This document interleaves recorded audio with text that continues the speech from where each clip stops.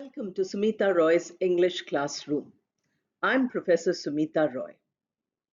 We have now the mid-level conversation part 2. You have already seen the first video of mid-level conversation. Now this is the second part of it. Since most of you wanted conversation, I'm giving you a graded series of videos for conversation. We had 3 videos for beginners. Now we have 2 videos of conversation for mid-level, and this will be followed by 1 video of conversation at the advanced level. I hope all of you are practicing the conversation. I want to know that you're practicing English by seeing your comments in the comment box of the videos. I get a very limited number of comments. When you write a comment, you're practicing your English. And since you are commenting about something which you've seen, you're also practicing your conversation, because you can have a conversation with each other in the comment box also. You might not know each other because each of you is in a different place. But I'm looking forward to more and more practice on the uh, in the comment section, so that I know that you are benefiting from this and you are practicing your English. We had in the mid-level conversation 1 a variety of contexts, and you saw that we have some formal and some informal contexts. In this part 2, we will have some such contexts, both formal and informal. But here we may have a conversation spread over 2 slides, because sometimes a longer conversation might not fit into a single slide. If I try to put it all in a single slide, you might not be able to see it clearly. My idea is that all of you see what you are reading, and all of you keep that what you are seeing in your mind. Our ability to remember what we have seen is much more powerful than our ability to remember what we hear. Just hearing is not good enough. I could have given you these videos only by speaking on them. Why am I not doing that? You have been watching me on YouTube maybe for the past 15 years, but in those, they were stray lectures which I gave at various programs, and they were uploaded, but they were not an organized series for teaching English as you will find here. That is why I'm insisting that all of you practice, all of you look through all the videos and make the best of these classroom videos which you have.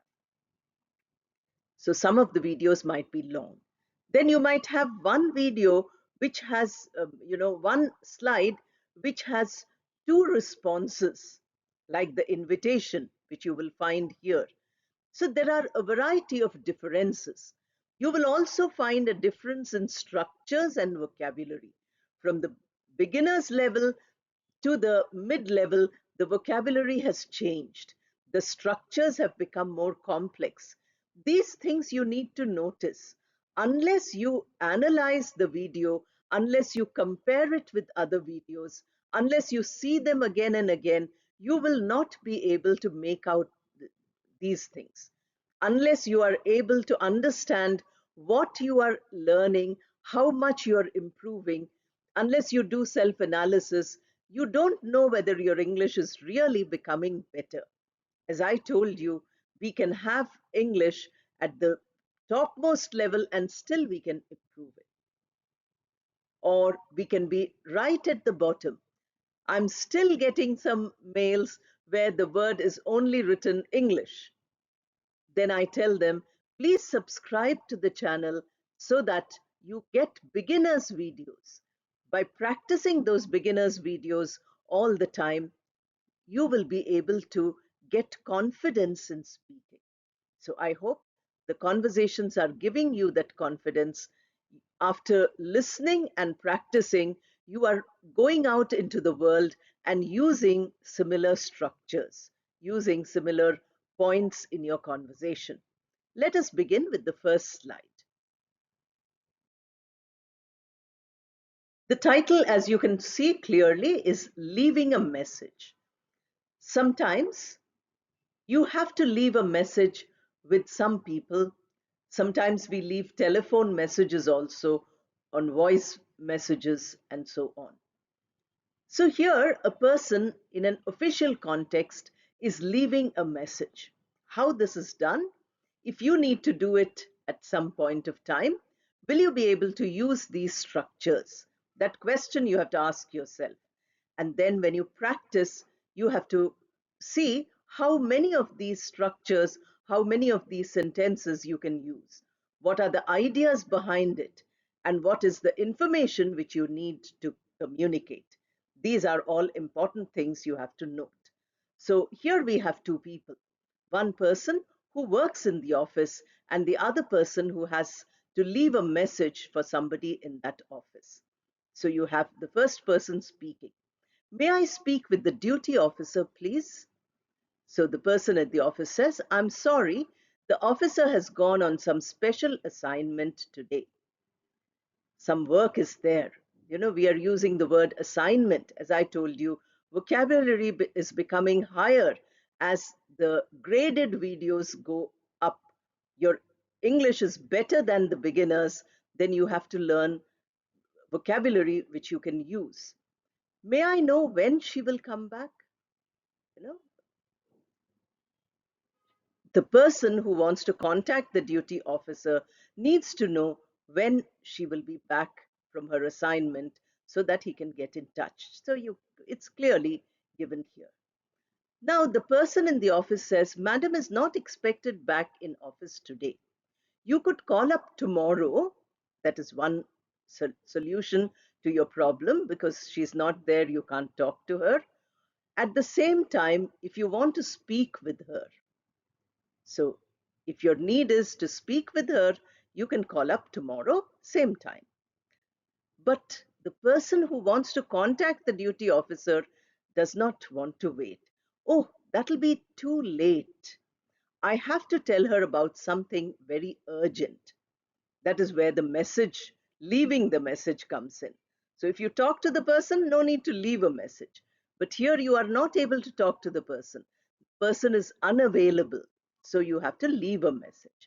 In that case, you may leave a message and I shall see that she gets it.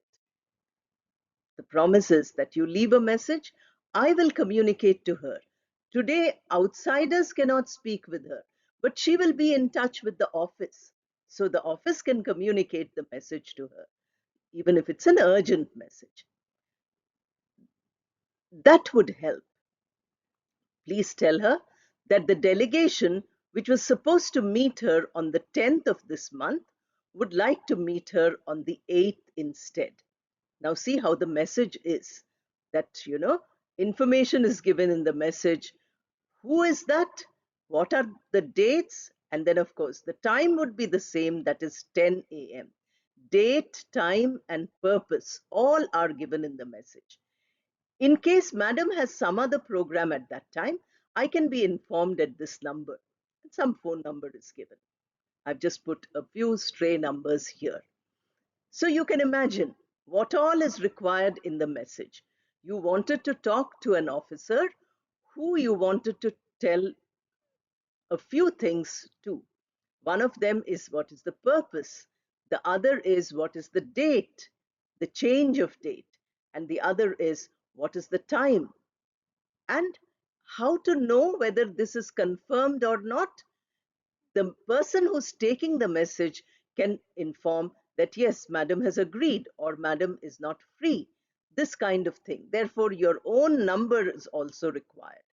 Then he says, just a moment, could you repeat that, please? Now you've given so much information, so the person could not catch all this. Also, the person who's in the office might make a mistake if they hear it only once. When we hear something only once, we might not understand it or grasp it completely. Right in the beginning, in the introductory video, I told you that listening repeatedly is one way of improving. A small child listens to the language, mother tongue, repeatedly at home. Only then the child learns to speak. After listening to it for almost a year, the child begins to speak. So you need to do the same thing. Now you have this, you said, just a moment, could you repeat the message, please? The phone number or the message? He wants to know, do you want me to repeat my phone number or the message? The dates, the time, and the phone number.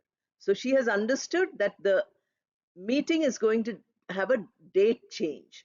So she doesn't want to know that. They want to have it earlier than planned. But what does she want to know? She wants to know the dates, she wants to know the time, and she also wants to know the phone number where communication has to be reached. Then I can write them down clearly. That's what she says. The person who's receiving the call, she or he says that. Now, the person who's calling, the person who's leaving the message says, yes, that would be best. That would be best means if you write it all down, that'll be best. The meeting is to be advanced. Now, here, many people, postpone, they say prepone. Better to say advanced. Although prepone is accepted form in India, everybody is using it, but let us say advanced. Advanced is to put ahead, to put it on a date earlier than the date which it was planned. From 10th to 8, it has been advanced from 10th to 8. The time remains the same, that is 10 a.m. And the phone number is, and the person repeats the phone number. I've got that down. I shall communicate it to her and get back to you. I'll tell her and then I will call you. Get back to you means I'll call you and tell you what she has said. That would be great. I sincerely appreciate your help. If somebody is helping you, always thank them. Show that you like what they have done for you. So this person does that. And the person in the office is very happy. So he or she says thank you because you've got appreciation and you feel very happy when somebody appreciates you. Therefore, you have to say thank you, which the person does. Let us move to the next one. Now, this is the first of a series of 3 slides which we have, an invitation. So first you give an invitation. The person you're inviting may accept the invitation or they might refuse the invitation. So we have 3 slides. One is an invitation, the next is acceptance, the third is refusal. But when you accept or when you refuse, you have to do it very politely. You must remember that the way in which you communicate is most important. To be very rash, to be very impolite, to be very rough is not good communication. So when you are conversing with people, keep that etiquette in mind. As I mentioned, we might have a video on communication etiquette much later after I have done a lot of grammar because many people are eager to learn grammar. Somebody asked me if I have written grammar books. Yes, I wrote grammar books maybe 15 years back. They might not be available today, but don't depend on a book. You can learn grammar from real life. You can learn grammar by listening to these conversation pieces again and again. You don't really need only to learn from a grammar book. Grammar book is wonderful, grammar lessons are wonderful, but that is for application to real contexts. And here are real contexts. So we have 2 people, one is Mr. Bansilal and one is Mr. Anant. So they are talking to each other and you can see what they are saying. Hi, Mr. Bansilal, happy to meet you here today. I was just thinking of you. Hello, didn't know you were looking for me, Mr. Anand. Anything special? I wanted to come to your place tomorrow to invite you and your family to my son's wedding. Now remember, although many of you might not have seen advanced collocation video 2. There I told you how words have their own prepositions. So go to advanced. Even if you're mid-level, you can always see the advanced videos. Invite to. So invite you and your family to my son's wedding. We usually say for, but to is the correct grammatical form. I was wondering if you were in town. I wanted to come to your house. So if you're out of station, then my trip would be wasted. That is what he means. Yes, we have no immediate travel plans. That is what Mr. Bansilal says. It is good to hear that Varun is getting married finally. So they know each other very well, and Mr. B knows the name of the son also. So he says, Varun is getting married finally. I thought he was taking a long time to make up his mind. You see how the conversation is carried forward. I'm telling you in each video that, just answering one word or one sentence doesn't carry the conversation forward. If you want to become a good conversationalist, you must be able to carry the conversation forward. It should be many exchanges. It should be a longer conversation. So he says, okay, I'm happy Varun is getting married. He didn't want to get married, and so on. Extra information. That's true. But finally, he has found somebody he likes very much. Now, parents are worried that son is not getting married. Now, the son has chosen for himself, which of course is wonderful, because the possibility is there that, the parents might find somebody for the son or for their daughter for that matter. But it is good that the son has found. Good to hear that. What does the girl do? This is the usual question. If your daughter is getting married, they will ask, what does this bridegroom do? What does the boy do? Now, here is the son. So, what does the girl do? She works in the same office. She is in the accounts department. Now, look at the way in which the conversation is going. So, what does the girl do?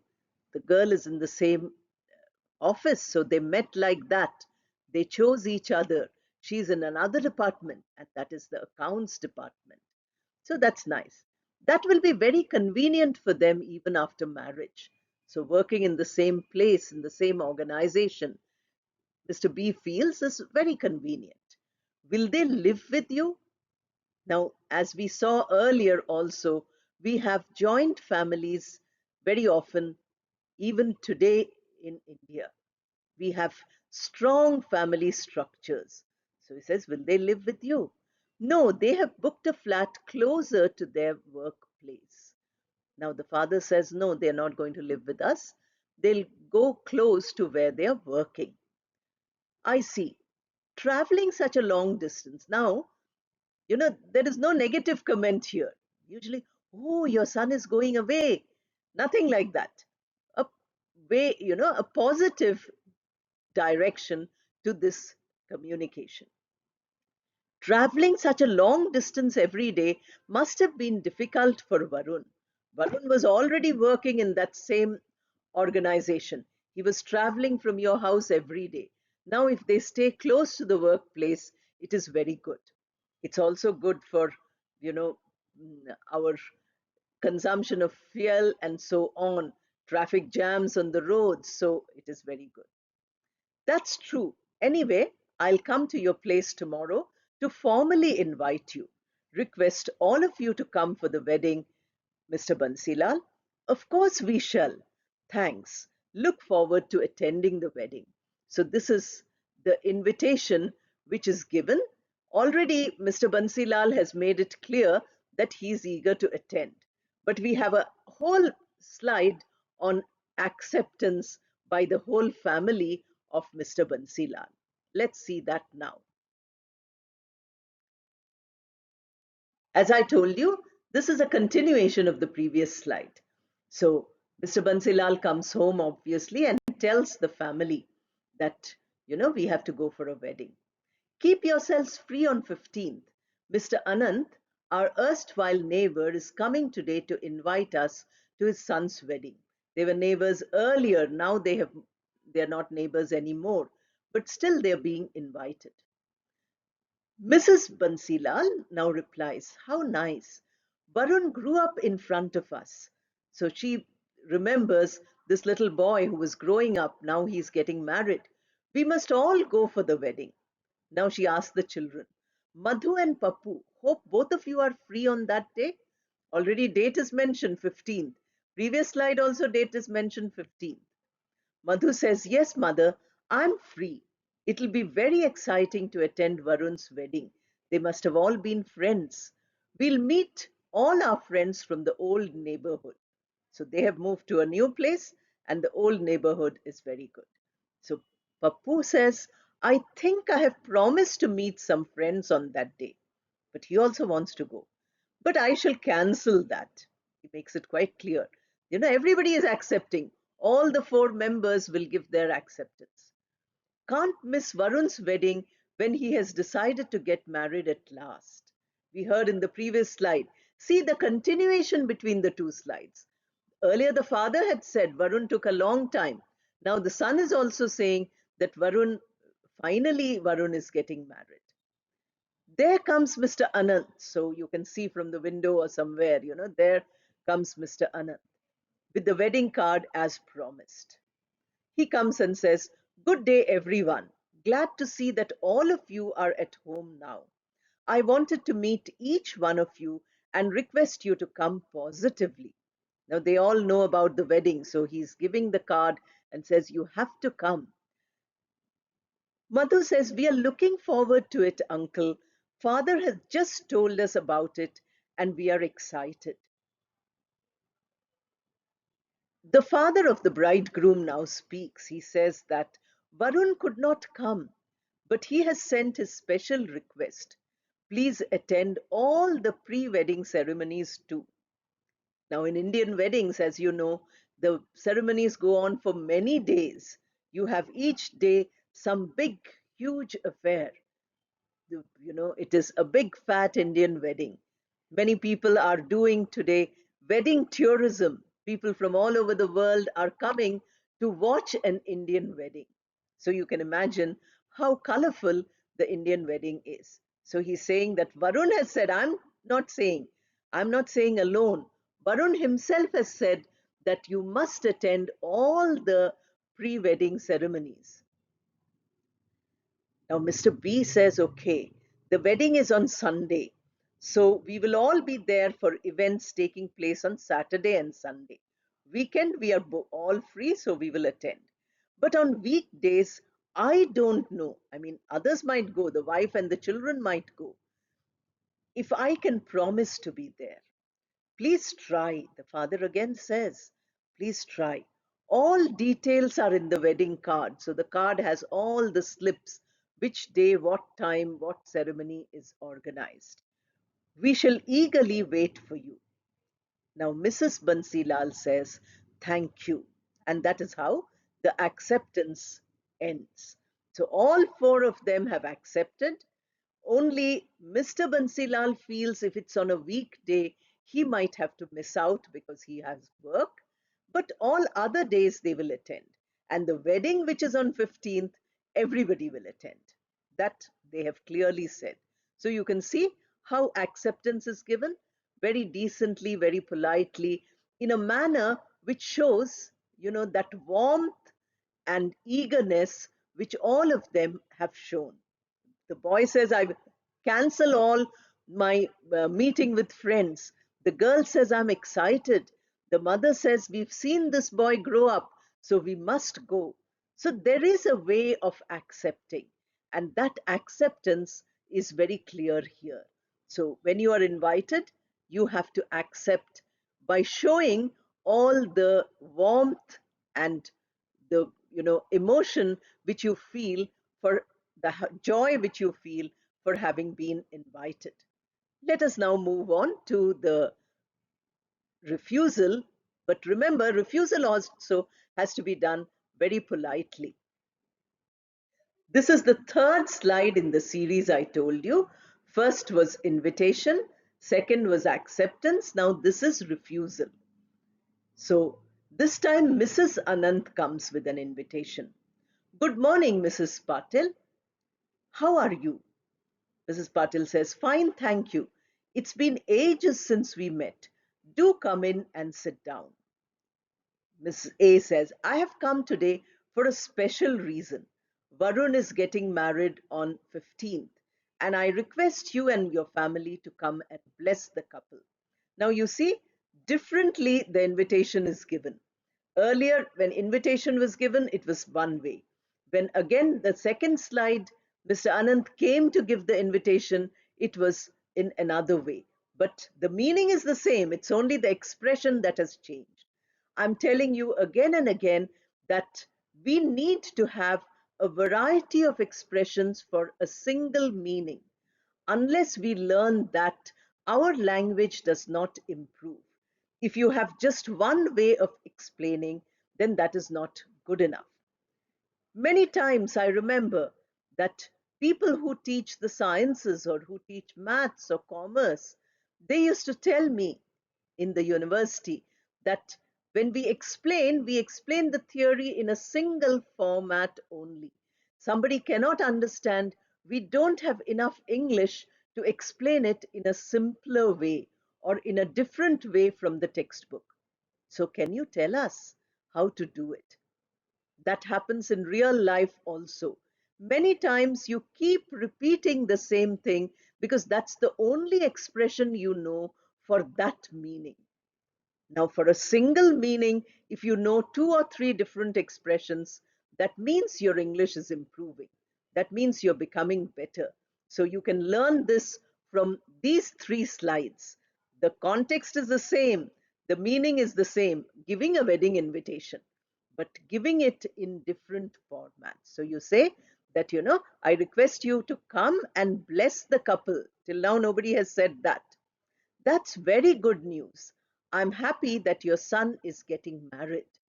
Now, you see, the expression is happy. I'm happy. But she has neither accepted nor refused. Till now, she's only said, come in, sit down. I'm very happy your son is getting married. No acceptance, no refusal. So he says, hope you and your husband will attend. And what about Rim and Kim, their daughters? Are they here? Then do bring them too. So you and your husband must surely come. Your two daughters, if they are here with you, then please bring them too. Now, Mrs. Patil is making the refusal. She's saying that she has a problem. Actually, I was about to tell you that we will be out of station on 15th. Now, the date has already been mentioned. In this slide, the date is not mentioned because assumption is there that wedding card is given. She looks at the card and sees, oh, wedding is on 15th. Then she says, 15th, we are out of station. We are not here. That is why. Rim and Kim have gone back to hostel. These two girls stay in the hostel. And we are planning to visit them for a couple of days. Says, why are we not able to attend? Because girls are not here, one. We are going to visit the girls in another city, that is two. Why are we going? As it is Rim's birthday. It is a special day. It's not that we are just going to meet the girls. We are going because it's her birthday. Difficult to fail the girls at this last moment. Now, suppose I want to attend the wedding, then I must tell the girls I'm not coming. That would be bad for them. They'll feel very hurt. As everything has already been planned. Now, the mother is very sensitive to the birthday of her own child. She is also sensitive to that all the plans are made. These days travel is expensive, so you've spent so much money arranging everything, so you are refusing, but you're giving a real legitimate reason. Your reason is very clear so that the other person doesn't feel upset. First she said, I'm very happy your son is getting married. Then she says, unfortunately I won't be there. Oh, I'm really disappointed. That is what Mr. Anand says. Mrs. Anand says, we want you to attend, we wanted you to attend as it is the first wedding in the family after a long time. We've not had such a happy occasion. We were looking forward to your coming. I feel very sorry to miss it and share your joy, Mrs. Anand. I know you're so happy your son is getting married. I feel sad that I'm not participating in your happiness. But what to do? I hope you understand how helpless I am. But I told you my reason. Now, see how helpless I am. I want to come, but I'm not able to come. There's nothing I can change. Otherwise, we would never say no. See how refusal is made? You must remember that. I do understand. Now, Mrs. Anant also is very understanding. But we shall all feel your absence. Mrs. Patil again says, please convey our best wishes to Varun and his bride. We shall invite them for dinner some day soon. So let them get married. We'll meet. We'll invite them for dinner. In this way, a refusal ending in a very positive note, not saying, sorry, I cannot come. That is not the way refusals are made. So these three continuous slides will help you when you want to make issue an invitation, accept an invitation, or refuse an invitation. This conversation is divided into two slides because it's slightly longer conversation. Now we have a movie and next we have an excursion. Both of them are divided over two slides because they are slightly longer. In our gradation, you can see we are going from very small conversations in the beginners to slightly longer ones for the mid-level. And we will go into a little more complicated ones when we come to the advanced level video. So we have a movie. Two friends are discussing the movie. One is Kumar and the other is Anita. So Kumar says, shall I tell you about a very exciting movie I saw? When we see a movie, when we read a book, we want to share it with others. So he wants to say, shall I tell you about a very exciting movie I saw? There were many fights and stunts in it. Now, this is what Kumar says. Well, I don't think that's all that exciting. Anita doesn't like such movies. I hate violence. She's very clear. She says, I don't like movies where there's so many fights, there's so many stunts, so much violence. What do you prefer to watch? So, without telling about the exciting movie, Kumar asks a question. What kind of a movie do you like? Something which has a nice involved story. That means it has a nice story with many characters involved would imply there are many characters, there are many complications in the plot, and so on. And many characters and lots of emotion. How terrible. I would hate such stuff. So Anita hates what Kumar is going to like, and that is exciting movie with fights and stunts. Kumar doesn't like what Anita wants, and that is a movie with a lots of story, many characters, and lot of emotion. So no problem, they have not agreed, but still Anita wants to hear. The conversation has to be carried on. So he says, anyway, tell me about your movie now. There wasn't much of a story in the movie. A boy comes from the village to a city and gets into the company of some gangsters. This is usual kind of entertaining movies which we have, what we call as masala movies. Then he is made to fight with various people on behalf of the gang because he's very good at it. So he can fight well. So he's used as an instrument for these people who are fighting. What did you find so exciting after hearing this storyline and hearing about the action? Anita is surprised. So what did you find so exciting? The actor who plays the lead role has excellent signs when it comes to combat. Combat is fighting. So when he's fighting, he has excellent signs. He knows exactly what to do. He knows how to fight. He uses such strategies that the audience is lost in admiration. He makes it in such a way it looks so natural. It's a movie after all, it's not real. But the way in which he does it and the way in which the director directs it, you can make out that it is really very exciting. The It's admirable. The audience loved it. He must be watching it in a movie theater, then he can gauge the audience's admiration. So that's what he's talking about. He's not sitting at home and watching it on television. Then, of course, you don't know what is the reaction of the people to this movie.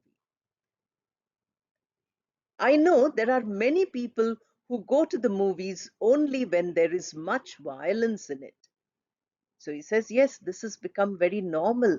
People enjoy violence. But as far as she's concerned, she doesn't like violence.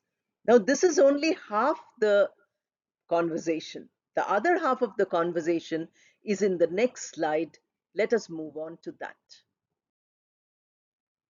The conversation continues that, earlier Anita has said that many people see movies because they like that violence. Don't you know what they say? Kumar is replying. If you see violence on the screen, you will become peace loving. So, whatever you see on the screen, you get rid of that, excess of emotion. And then what happens to you? You become very peace loving. That is what everybody says. So, if you ask the people who are making movies, why do you show so many negatives? You say, we want to make society positive. That's why we show negatives. You see the negatives, you get rid of them, and you do what is positive. But that doesn't seem to happen. Anita says this. Yes, that's what the Greek philosopher Aristotle called catharsis. Now, some of you might be studying literature. I got some messages from people who are studying literature. They wanted literature videos. So you will have heard of the term catharsis. For others who don't know, this is a new vocabulary word. Catharsis means purgation, to get rid of. Anything negative which you get rid of, that becomes cathartic. The term cathartic is the adjective form, catharsis is the noun form. So when you come across a vocabulary item like this, please practice. Only then your English can become better. So here we have some new information which Anita is giving. She's talking about a Greek philosopher, Aristotle. So he says Aristotle spoke about catharsis. Purging. Purging is getting rid of excess emotions. But does it really happen? This question is being asked. Does it really happen? Instead of replying to this, Kumar asks a question. You think not? Don't you think that it happens? No. Look at the world today. She's very certain. She says, no, look at the world today. On screen violence is very common. Every movie or every video which you see might have some violence. But it has not made society less violent. We've been seeing violence for hundreds of years on screen, whether it is theater or it is movies or reading it in stories, but it has not helped. You are right. As time passes, violence is increasing. Now he realizes really what he said is not true because there is so much violence around in spite of seeing so many violent movies. The movies have quite a huge role to play in this. So now Anita is giving you a review of the movies. Not a single movie, but all movies with violence. She says that if society is going in the negative way, the movies have some role. I once read in the paper that a thief who was caught trying to burgle a bank said that he had learned the technique from a movie. So this is often said. So she also says it. But Kumar does not believe. He says that may be an exaggeration. Now, in a conversation, you can see what we are learning is to keep a balance of opinions. This you must keep in mind that there should be a balance of opinions. You must not give, you know, an imbalanced idea.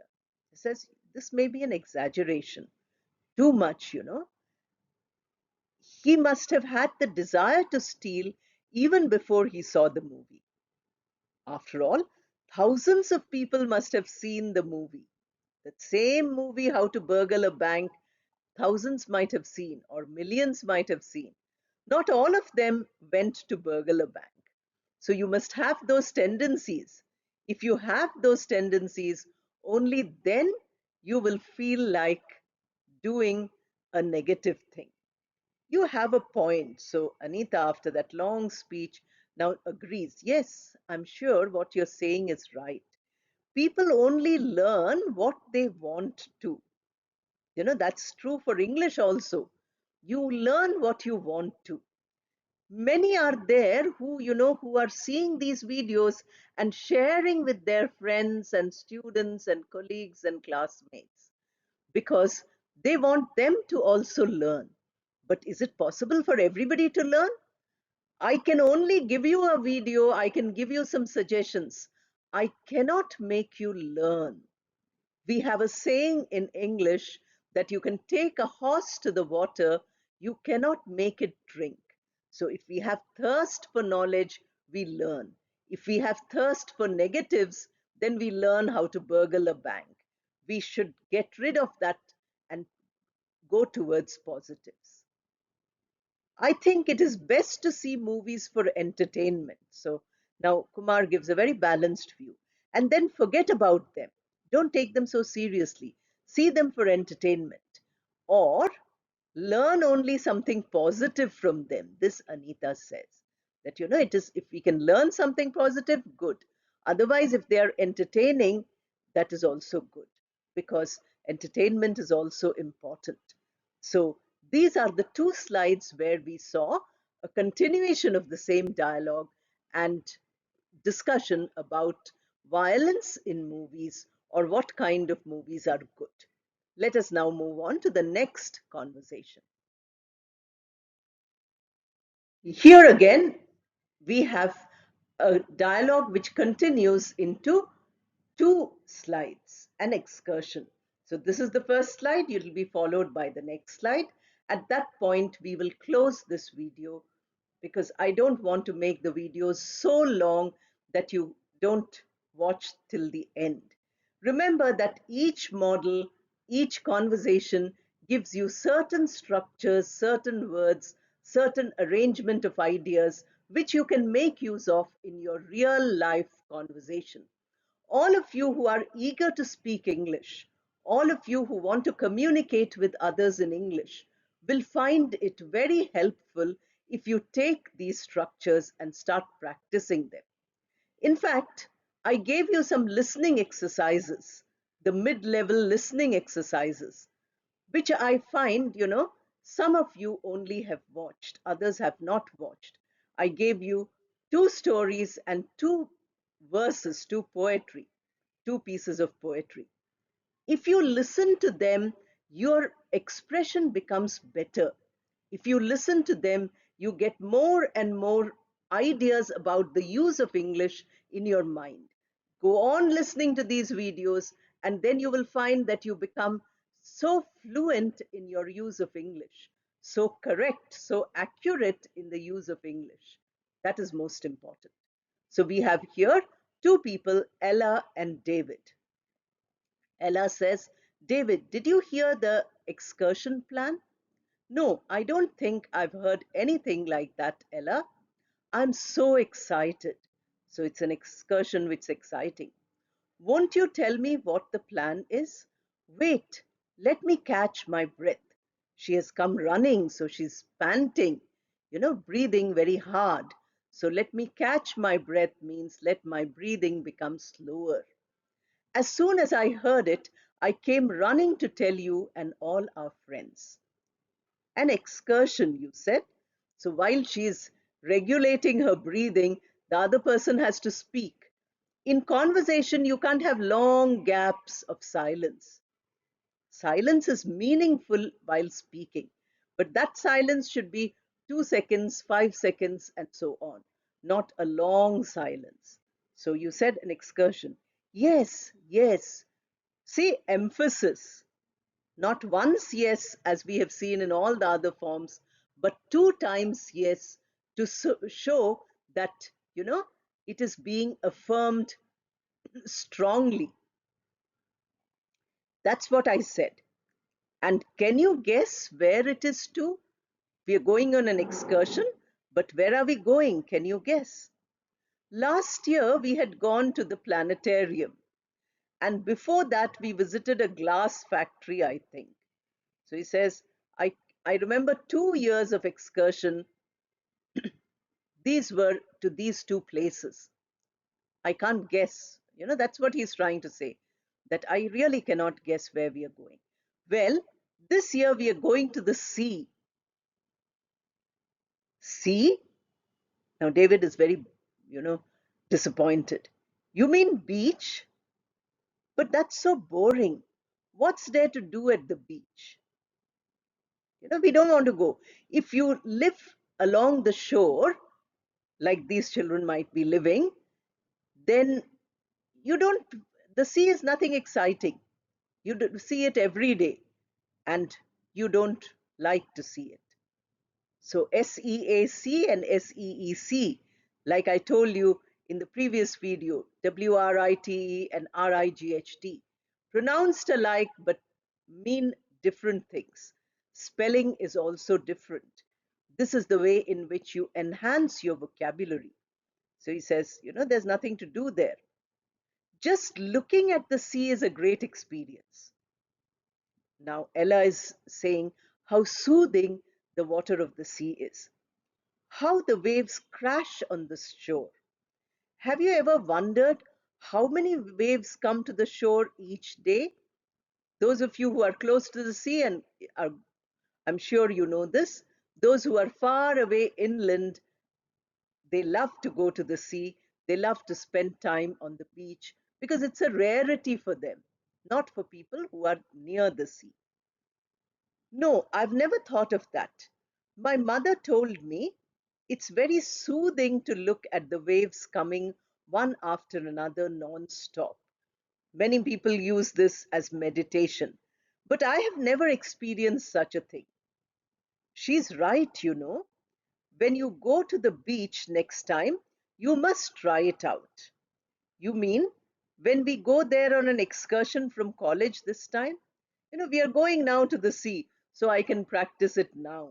That is what David says, but he's a little disappointed. He doesn't like it. Let us continue with the next slide, a continuation of the same conversation on excursion. Now, we ended at a point where David thinks that he's supposed to count the waves and meditate and be soothed by the sea when they go on an excursion from college. But Ellie says, no, you may not have time for that during this excursion. We have something else planned this time. So this is suspense. She's not giving out what is the excursion. I'm waiting for you to tell me. That's what she says. That's what he says. And then she says, we are going to take a cruise and see the nearby islands. Isn't that exciting? Now, she started by saying it's very exciting. Now she gives the information. It's not a visit to the beach, it's a cruise to visit other islands. Really? A cruise? An island? Oh, that sounds wonderful. Now he is also excited. He's also heard this and felt very excited. Yes, that's why I was thrilled when I heard the news. And came swiftly to share it with all of you. Now, you are one friend. There are many other friends. I'm going to tell everybody. When are we going? I think it may be next weekend. Now, no announcement is made. She just heard the news and she came. They are trying to reserve a boat. They will get a special cruise boat to go in. Is that difficult? David doesn't know anything about them. So Ellie is going to tell him something. Not usually, but this is a tourist season. Tourists from all over are coming and taking the cruise boats. So All the boats are reserved, it seems. That sounds terrible. That means we may not be able to get one, am I right? Tag question. Earlier also in the video, I told you tag question. There will be an entire video on tag questions, not now, but later. But from each of these videos, you are learning an entire course of grammar. Grammar, it is not as though you have to only wait for the grammar videos. From the grammar videos, you will learn also communication. You will also learn vocabulary. Here also you're learning vocabulary, pronunciation, punctuation. Since all the slides are in front of you, you should see the spelling and punctuation. Beginners, Begin. Many people want to write two G's and one N. That is not the way to spell it. The spell is beginners is two N's. When you saw that video, I hope you noticed that spelling. Look at the spelling of excursion, Sion, Tion. These are similarly pronounced but differently written. This you have to learn in your spelling exercises. So all aspects of language can be learned from each video. That is what I'm trying to tell you here. So he says, maybe we won't get a boat at all. At first, I thought too. I thought, I too thought so. So, I also thought that we won't get. But our principal has a friend who owns a fleet of cruise vessels. Ship, collection, collective noun, which I will do for the beginners soon in the next video, possibly for beginners. So types of nouns, collective noun, fleet. A fleet means a group of ship. Here we have a group of cruise vessels. And he has promised us one. So the principal's friend owns them. So he said, okay, one I will give to your students. That's great. So we can look forward to an exhilarating excursion. Now we had exciting. Now we have a word exhilarating. All their emotions. We had the word wonderful. All these words show you the kind of excursion they are planning and the way in which the students are looking forward to this excursion. So instead of saying yes, she gives a very emphatic absolutely as the answer.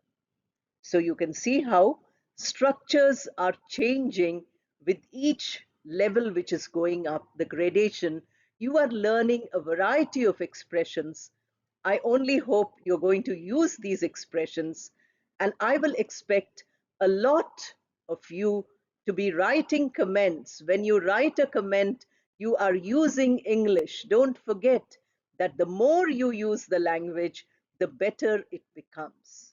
So I wish you all the best. Next video will be advanced conversation, and then we will go to a series of lessons on grammar before we start on these aspects once more. Thank you and all the best.